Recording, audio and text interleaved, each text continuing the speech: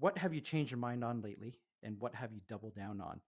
And talk a little bit about what you've changed your mind on recently. Yeah, absolutely.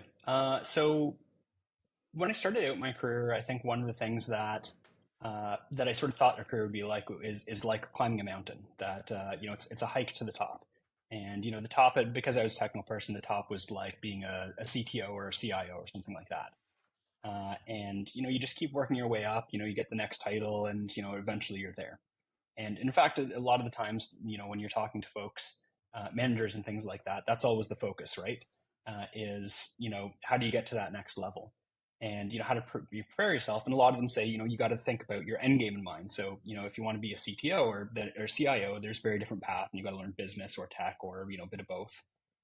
But as I went along, I started to realize that for me, it's a little bit different. For me, I now view it as more of like a role playing game.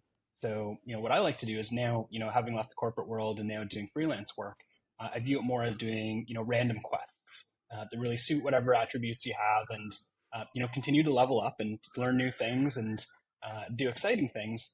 And of course, occasionally fight monsters and make some magic happen. And that's just how and maybe enjoy my career a lot more, not having that sort of linear sort of path, because as I went through my career, it was definitely not anything but linear.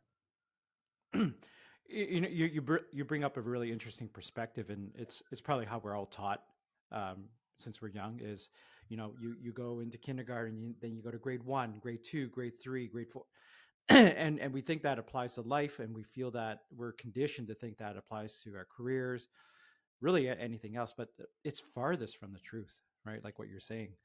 So Yeah. I'm curious.